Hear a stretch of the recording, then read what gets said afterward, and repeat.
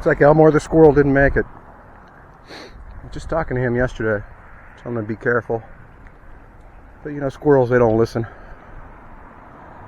Let's hope we have a better day.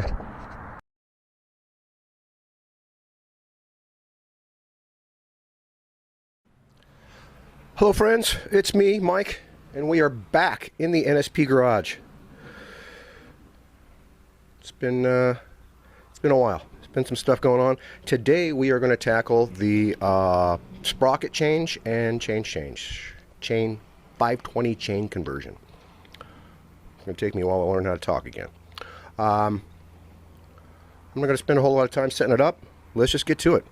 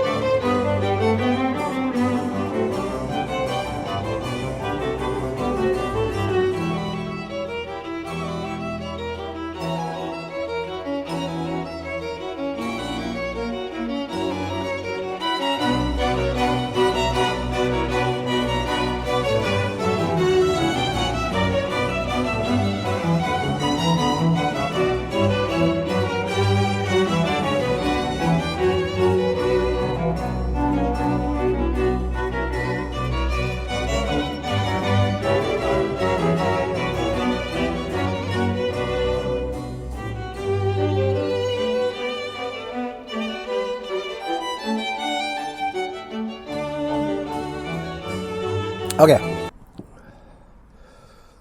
These are our new sizes. As I explained in the other video, I didn't switch the primary gear and the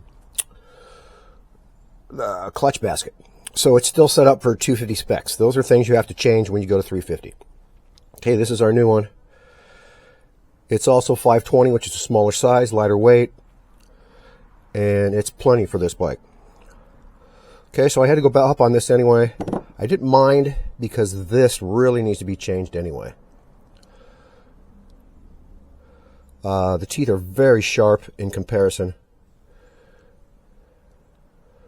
on this. They're starting to round over directionally, which means you need to change your sprocket. This one, same way. Not quite as bad, but still pointy and a little starting to get directional. This one is steel. It's very heavy. This aluminum one is going to be much nicer for, what is that, rolling mass, unsprung weight. So, new setup, 520 chain. That's it. Let's reassemble.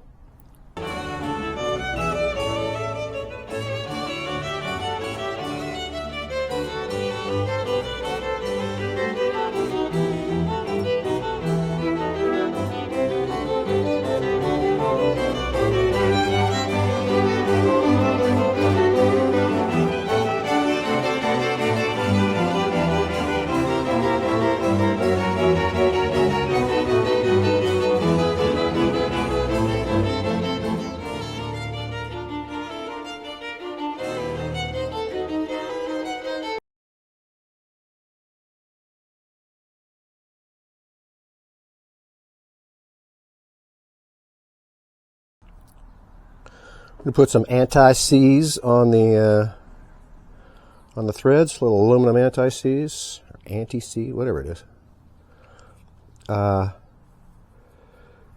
This whole steel against aluminum thing, you can see how rusted they were.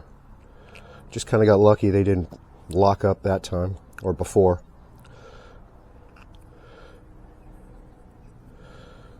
So we'll get that on there.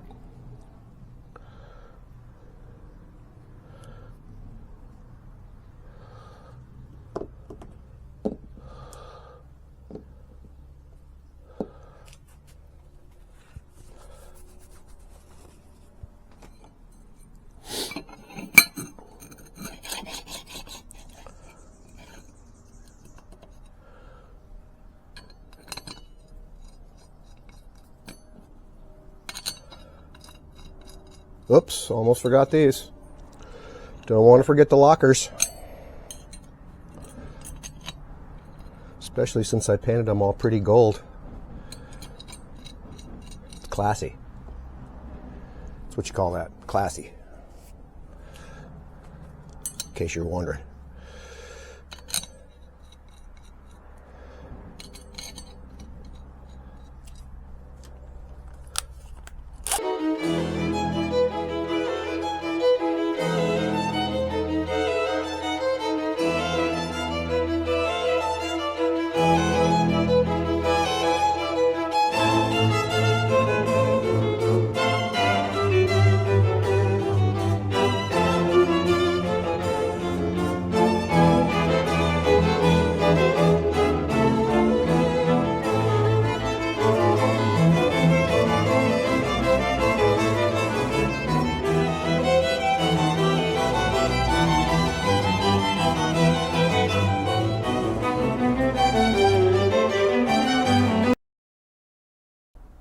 Let's move on. Let me think here whether I want to do the chain or whether I want to do the install. Okay, now logically, you would think that this nice little step faces outward. Wait a minute, get you in there. Okay, but that's not the case. It goes in this way because that is to compensate for the smaller size chain, and it pushes it away from the tire. So what I did was I took the old one and I measured, found a consistent part on the case, measured where the center of the chain comes out, or feeds back to the wheel, and it's the same as this facing in.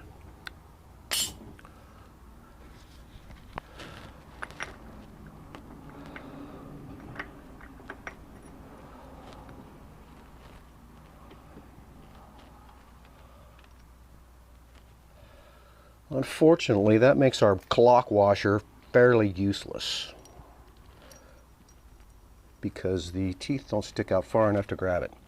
So we're going to put a little Loctite on there and go without the safety ring.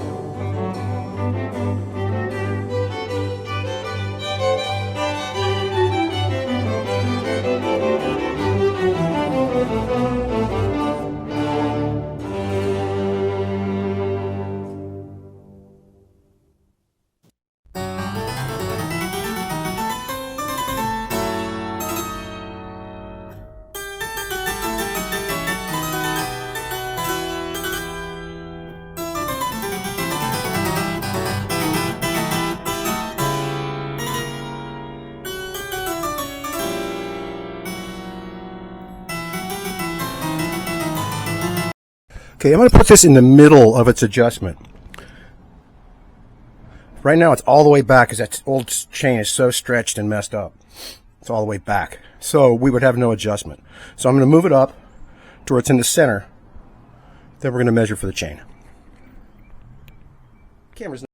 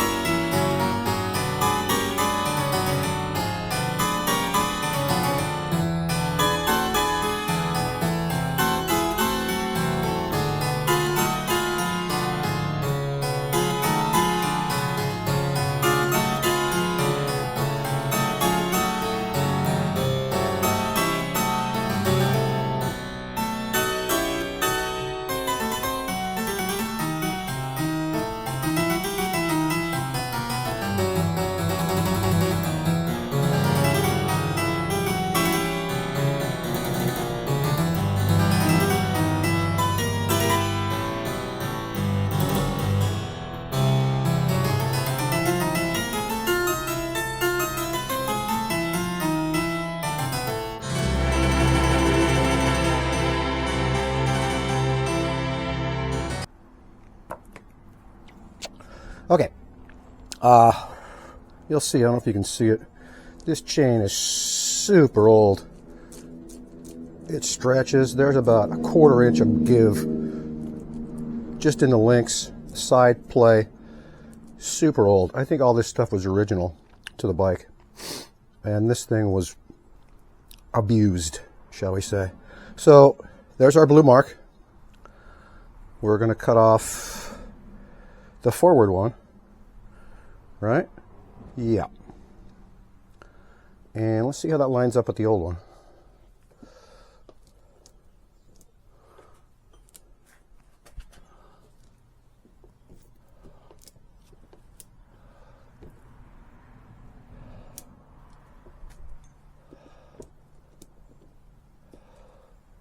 Now the size is different, so it's going to be, that's a full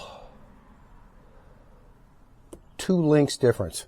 That thing has stretched 2 full links in its lifetime. So let's get to the fun part. This is always a fun and exciting, just dripping with sarcasm, am I not? There it is. Found it.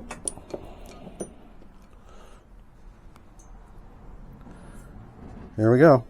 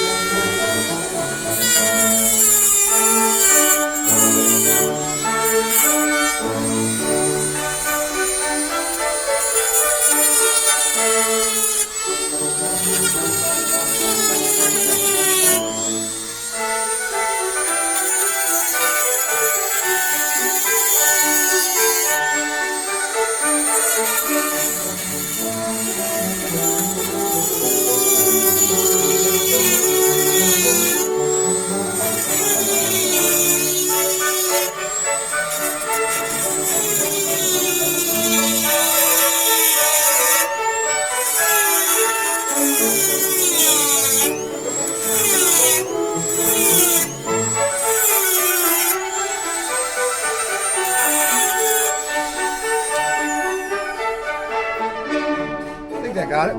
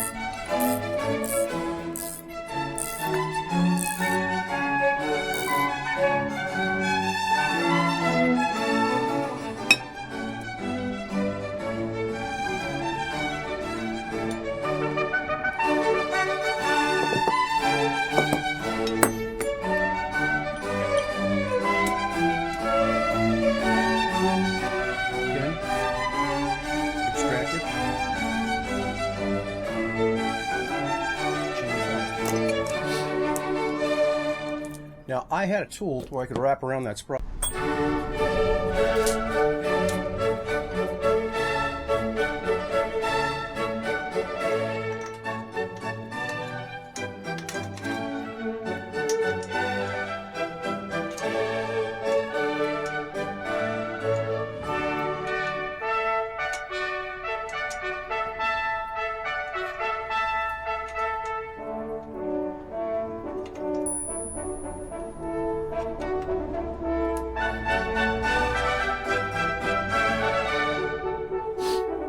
there you have it.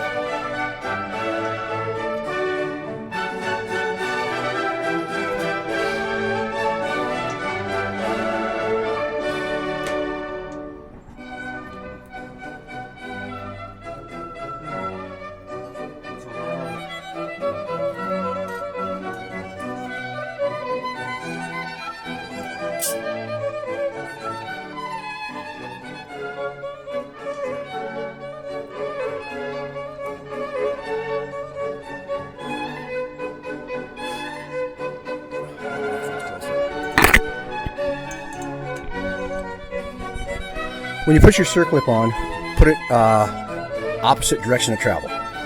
Okay, so the wheel spins this way.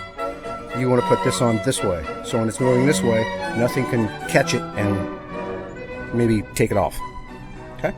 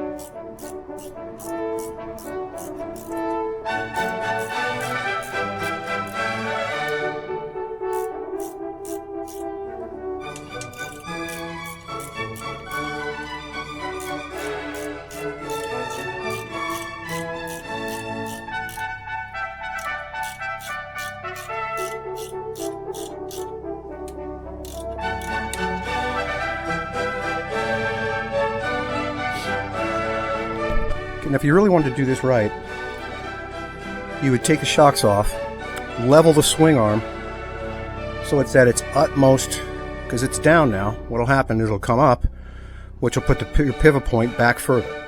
Okay?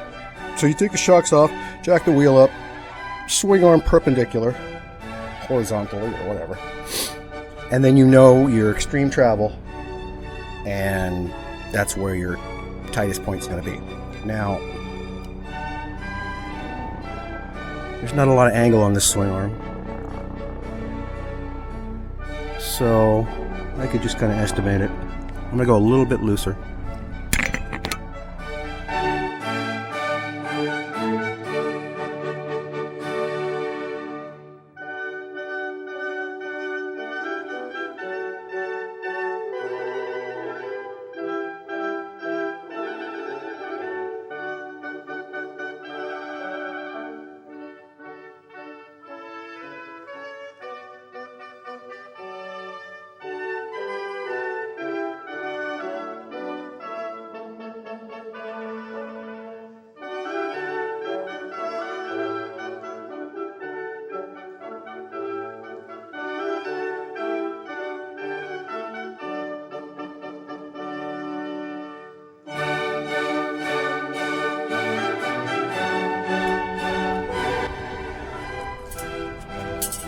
Okay, I reinstalled the brake rod, wedged something in the brake pedal so I can tighten the front sprocket against the rear brake pressure.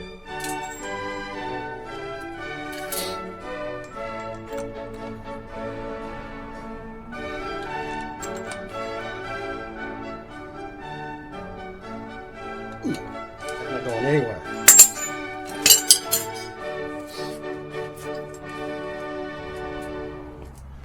Just to be sure, we'll put a little Loctite on the outside of the threads too. Just for added security, because you can't really check these because that damn cover's on there.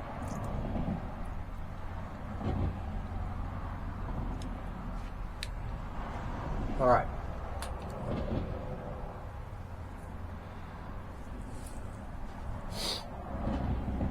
Well, I think that's it. Reassemble, tighten everything up. That's all there is to it.